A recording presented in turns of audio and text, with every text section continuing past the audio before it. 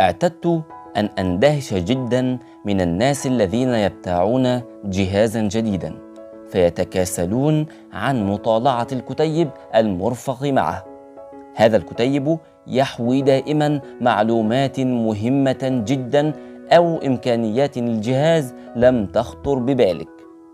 عندما تستعمل هذه الإمكانيات يبدي الناس انبهارا بعبقريتك، برغم أن الأمر لم يكن ليكلفهم أكثر من نصف دقيقة يطالعون فيها الكتيب مثلك. لكن الدرس الذي تعلمته بعد كل هذه السنين هو أن الناس مهما بلغت درجة ثقافتها وتعليمها تحمل هم القراءة. يرى الرجل الكتيب جاثما ينتظره ككابوس فيفرق عينيه في إرهاق ويناوله لأي واحد جواره قائلا: هل قرأت هذا لي؟ نسيت نظاراتي، وقتي لا يسمح، إلخ. أقول إن قراءة التعليمات كانت دأبي وهوايتي، إلى أن جاء هذا العصر السعيد الذي صار فيه كل شيء صينيا. كل احترامي للصناعة الصينية وللشعب الصيني النشيط كالنحلة، لكني لا أحمل أي احترام للغتهم الإنجليزية أو العربية أو الكتيبات التي يطبعونها مع الأجهزة. اللغة مفككة مليئة بالأخطاء، ولا تعرف عن أي شيء تتكلم التعليمات بالضبط. تعال معي نفتح هذه العلبة التي تحوي جهازا إلكترونيا معقدا. أولا، هناك احتمال 70% ألا يكون الكتيب خاصا بالجهاز ذاته بل بموديل آخر منه.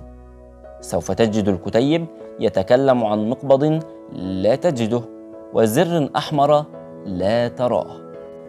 احتمال آخر أن يكون هناك كتيب لكنه بالصينية، لغة المندرين بالذات.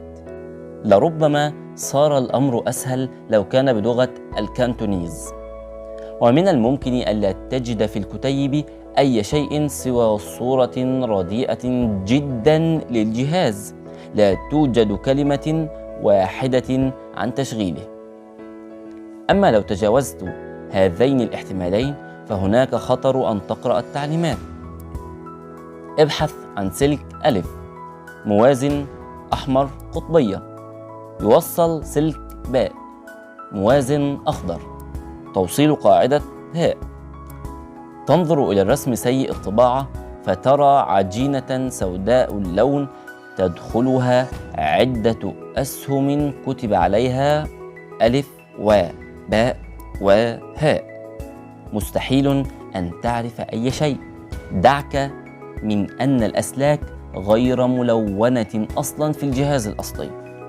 يواصل الأخ هين تشو واو إرشادك: ضع على قاعدة مستوية، تأكد تهوية على جزء واو، قم توصيل سلك دال، ثم استعمل مروحة صاد تهوية، خطر احتراق وموت، ضع فيشة، استمتع. إذن هناك خطر احتراق وموت، علي أن أجد المروحة صاد، لا وجود لها. هل نسوا أن يضعوها؟ هل تعيد تعبئة الجهاز وتعيده للبائع؟ يقول الكتيب: اقرأ تعليمات في صفحة 13. مهم، خطر موت، استمتع. تذهب لصفحة 13 لتكتشف أنه لا توجد صفحة 13.